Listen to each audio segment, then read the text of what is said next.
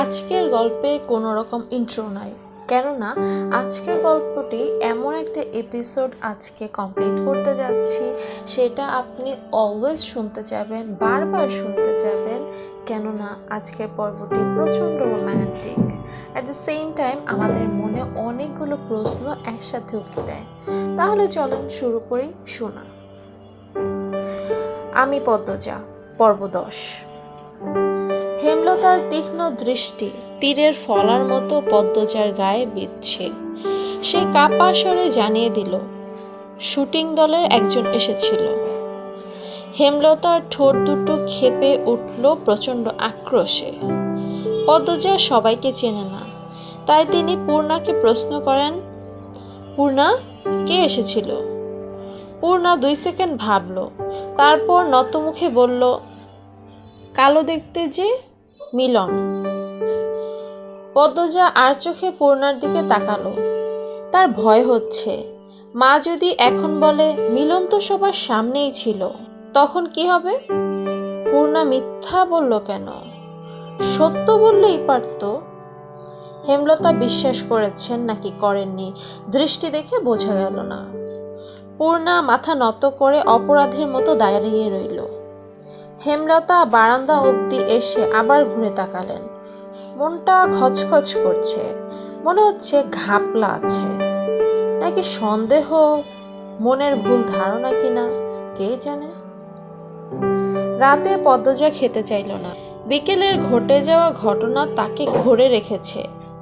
চিঠিটা পড়তে বিন্দুমাত্র ইচ্ছে করছে না, তবুও কেমন কেমন যেন অনুভূতি হচ্ছে, অচেনা অজানা অনুভূতি। পদ্মজার হাবভাব হেমলতার বিচক্ষণ দৃষ্টির অগোচরে পড়ল না।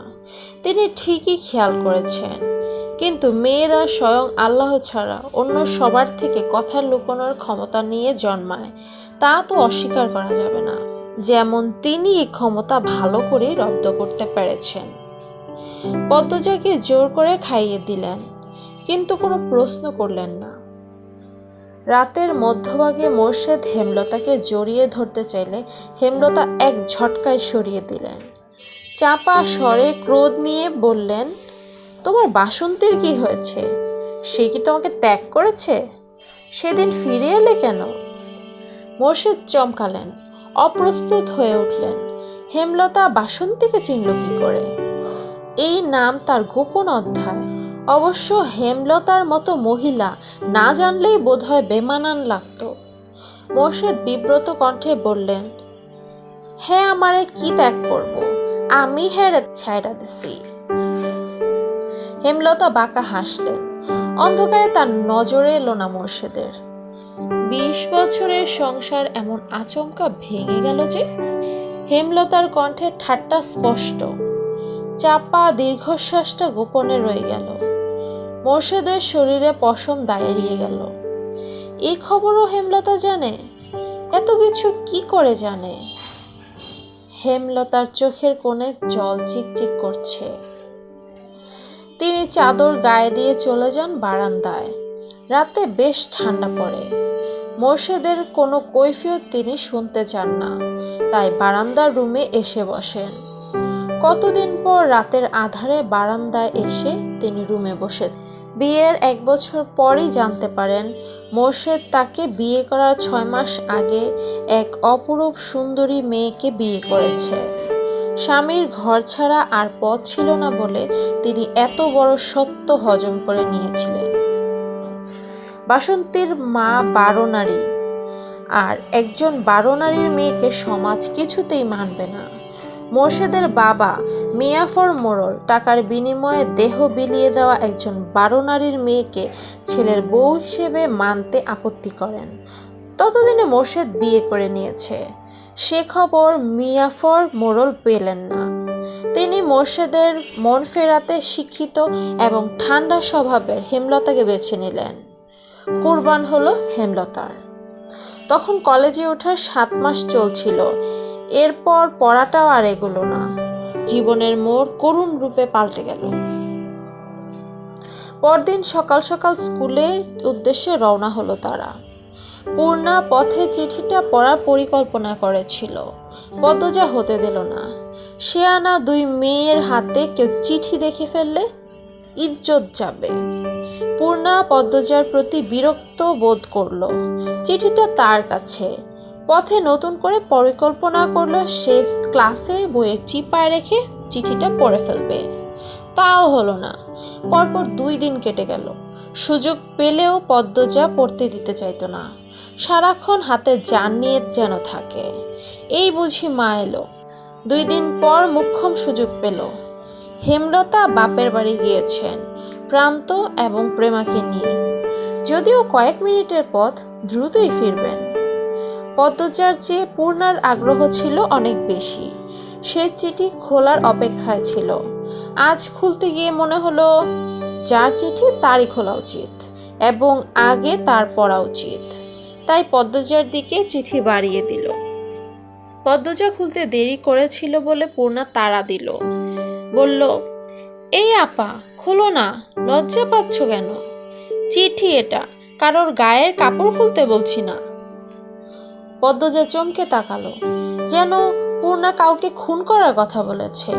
পদ্মজা বলল, কি সব কথা পূর্ণা? আচ্ছা, মাফ চাই, আর বলবো না। পদ্মজা ভাঁজ করা সাদা কাগজটা মেলে ধরল চোখের সামনে। প্রথমেই বড় করে লেখা, প্রিয় পদ্মফুল। পূর্ণা পাশে এসে বসল। দুজনের মনোযোগ চিঠিতে। প্রিয় পদ্মফুল, আমি ভেবে উঠতে পারছি না কিভাবে বলবো। আজ চলে যাব ভাবতেই বুকে তোলপাড় শুরু হয়েছে। তার কারণ তুমি। যেদিন তোমাকে প্রথম দেখি থমকে গিয়েছিল আমার নিঃশ্বাস, কণ্ঠনালী। এইটুকু মিথ্যা বলিনি। সেদিন শুটিংয়ে সংলাপ বলতে গিয়ে ভুল করেছি বারংবার। না চাইতেও বারবার চোখ ছুটে যাচ্ছিল লাহারি ঘরের দিকে। বুকে থাকা হৃৎপিণ্ডটার শিরশিরে অনুভূতি হচ্ছিল সেদিন প্রথম দেখা থেকেই। প্রতিটা ক্ষণ গুনেছি তোমাকে দ্বিতীয়বার দেখার আশায়। দ্বিতীয়বার দেখা যখন পাই তখন তুমি বেগুন নিতে আসো। সেদিন কথা বলার লোভ সামলাতে পারিনি। টমেটোর অজুহাতে শ্রবণ করি পদ্ম ফুলের কণ্ঠ।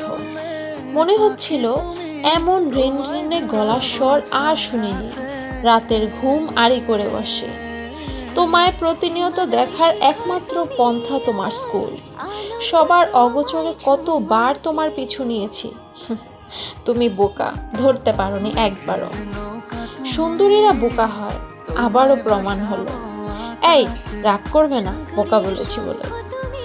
জানতে পারি তোমার মায়ের ইচ্ছে তুমি অনেক পড়বে। অনেক উচ্চ বংশ থেকে বিয়ের প্রস্তাব এসেছে, তাও তিনি ফিরিয়ে দিয়েছেন। সেখানে আমি অতি সামান্য। তবু সাহস করে তোমার বাবার কাছে বিয়ের প্রস্তাব দেই। পদ্ম ফুলটাকে যে আমার চাই। তিনি রাজি হননি। নায়কের সাথে আত্মীয়তা করবেন না, আর বললেন তোমার অনেক পড়া বাকি। তোমার মা কিছুতেই রাজি হবেন না। আহত মনে 2 পা পিছিয়ে আসি। ভেবেছি তোমার কলেজ পড়া শেষ হলে পরিবার নিয়ে বিয়ের প্রস্তাব নিয়ে আসব। তোমার মা সম্পর্কে যা জেনেছি, বুঝেছি, তাতে এতটুকু বিশ্বাস আছে তিনি নায়ক বলে আমাকে এড়াবেন না। তিনি বিচক্ষণ মস্তিষ্কের মানুষ। আমি তোমায় ভালোবাসি পদ্মফুল। ইতি, লিখন শাহ।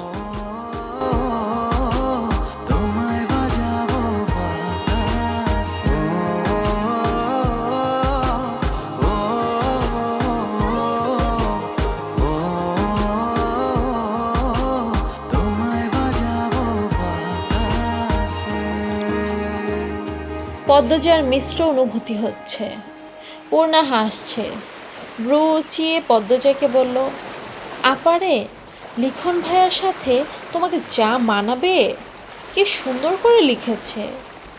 পদ্মজা লজ্জায় চোখ তুলতে পারছে না। পূর্ণা বলল, একদম বিয়ের প্রস্তাব দিয়ে দিয়েছে। আল্লাহ! আপা, তুমি কিন্তু বিয়ে করলে লিখন ভাইয়া কি করবে? আর কিছু বলিস না, পদ্মজা মিনমিনে গলায় বলল। পূর্ণা শুনল না। সে অনবরত কথা বলে যাচ্ছে। আমার ভাবতে কি যে খুশি লাগছে আপা, নায়ক লিখন শাহ আমার বোনের প্রেমে হাবুডাবু খাচ্ছে। একদিন বিয়ে হবে। চুপ কর না।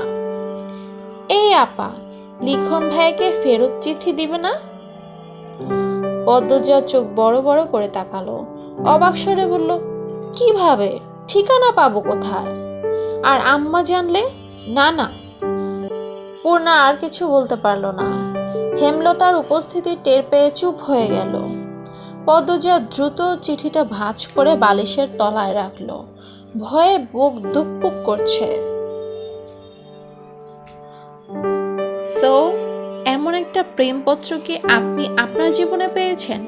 কিংবা যারা ছেলেরা আছেন অথবা মেয়েরাও আছেন, এমন কোনো প্রেমপত্র আপনারা আপনাদের প্রিয় মানুষকে দিয়েছিলেন স্কুল লাইফ অথবা কলেজ লাইফে? সেটা কিন্তু জানাতে অবশ্যই ভুলবেন না।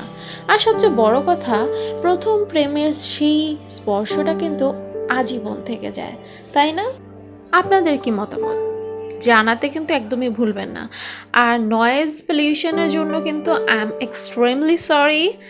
আর আমার কোনো জায়গায় কোনো কিছু খারাপ লাগলে অথবা কোন কোন জায়গায় আরও বেশি ভালো করা উচিত, এই জিনিসটা কিন্তু আমাকে অবশ্যই জানাবেন আপনারা। কারণ আপনারা আমাকে যেভাবে গাইডলাইন দেবেন, এটাই কিন্তু আমি পরবর্তীতে কন্টিনিউ করব। থ্যাংক ইউ সবাইকে। পরবর্তী পর্ব আসার আগ পর্যন্ত ভালো থাকেন। আল্লাহ হাফেজ।